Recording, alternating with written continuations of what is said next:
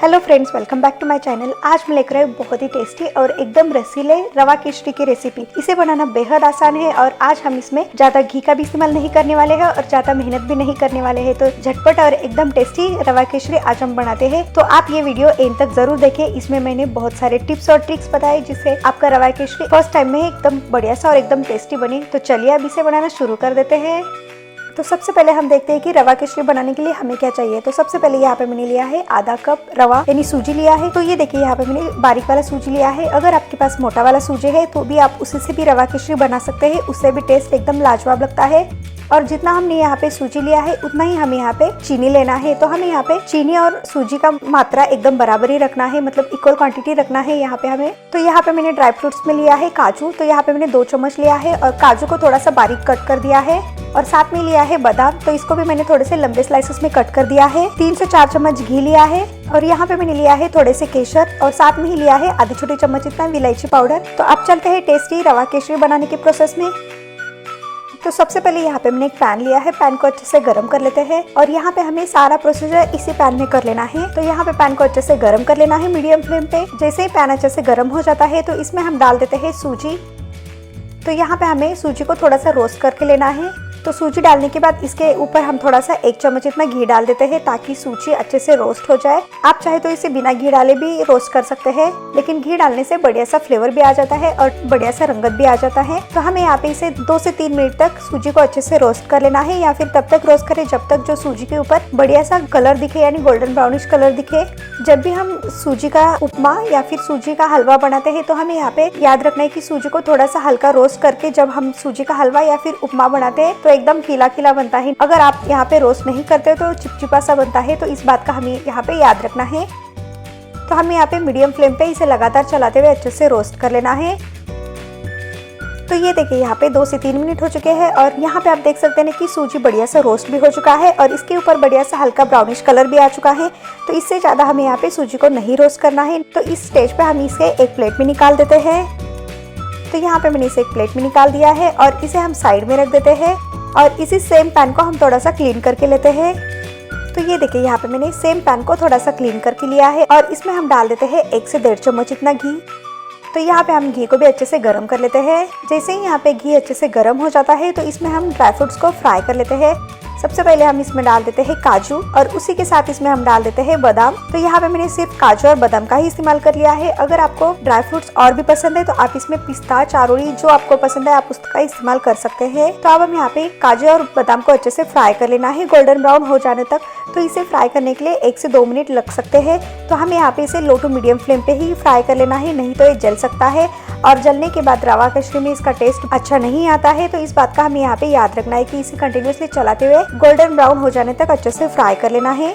जब भी हम कुछ मीठा बनाते हैं तो इसमें अगर ड्राई फ्रूट्स को थोड़ा सा फ्राई करके डालते हैं तो उसका टेस्ट बहुत ही लाजवाब लगता है। तो जब भी आप ड्राई फ्रूट्स डालें तो थोड़ा सा हल्का ब्राउन कलर हो जाए तब तक इसे फ्राई करके ही डालें। तो ये देखिए यहाँ पे काजू और बादाम हल्का सा ब्राउन कलर हो चुका है। तो अब इसमें हम डाल देते हैं किशमिश। तो यहाँ पे मैंने 1 चम्मच इतना किशमिश डाल दिया है और इसे भी हम कुछ सेकंड के लिए फ्राई कर लेते हैं। किशमिश को फ्राई करने के लिए ज्यादा समय नहीं लगता है, तो इसे हमें बाद में ही डाल देना है।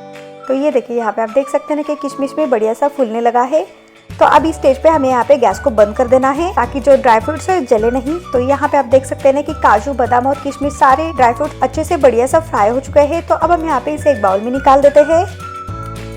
तो ये देखिए यहाँ पे मैंने सारे ड्राई फ्रूट्स को अच्छे से एक बाउल में निकाल दिया है। अब हम इसे साइड में रख देते हैं और यहाँ पे आप देख सकते हैं कि इसी पैन में थोड़ा सा घी भी बच चुका है। तो अब इस पैन को अच्छे से गर्म कर लेते हैं क्योंकि हमने गैस को बंद कर दिया था। तो अब हम यहाँ पे गैस को चालू कर देना है और इसे अच्छे से गर्म कर लेना है। अब इसमें हम डाल देते हैं पानी। तो हमने यहाँ पे आधा कप सूजी लिया था तो उससे हमें यहाँ पे 3 गुना पानी का इस्तेमाल कर लेना है। तो ये देखिए यहाँ पे हमें जिस कप से यहाँ पे मैंने सूजी मापा था उसी कप से यहाँ पे मैंने 3 कप पानी डाल दिया है, मतलब 1.5 कप पानी डाल दिया है।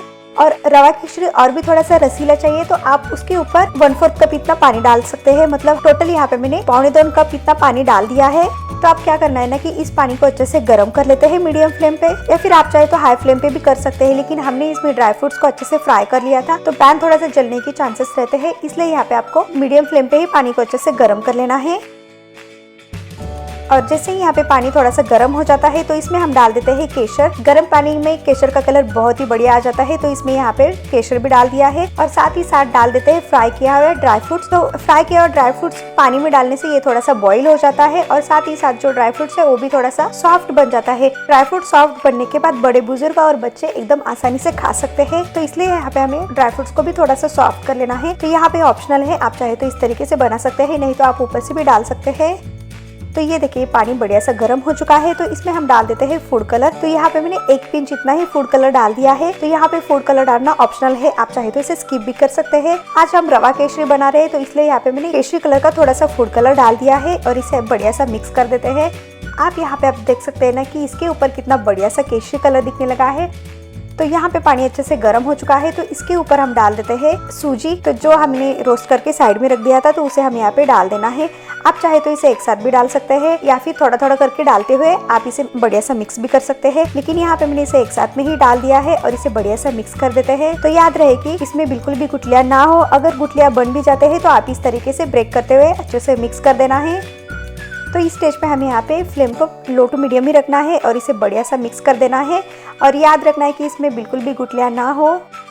तो ये देखिए यहाँ पे मैंने सूजी और पानी को अच्छे से मिक्स कर दिया है और इसमें बिल्कुल भी गुठलियां नहीं है। तो इस स्टेज पे हमें गैस को बंद कर देना है और इसे कवर करके 2 से 3 मिनट तक इसे छोड़ देना है। याद रहे कि इस स्टेज पे हमें गैस को बंद ही करना है। तो जैसे ही यहाँ पे 3 मिनट हो जाता है तो हम यहाँ पे पैन का ढक्कन निकाल देते हैं। तो यहाँ पे आप देख सकते हैं कि जो सूजी एकदम परफेक्टली पक चुका है और दिखने में एकदम ये बढ़िया और लाजवाब दिखने लगा है। तो हम इसे एक बार अच्छे से मिक्स कर लेते हैं। तो यहाँ पे आप देख सकते हैं कि हमने गैस पहले ही बंद कर दिया था, तो भी ये कितना परफेक्टली अच्छे से कुक हो चुका है।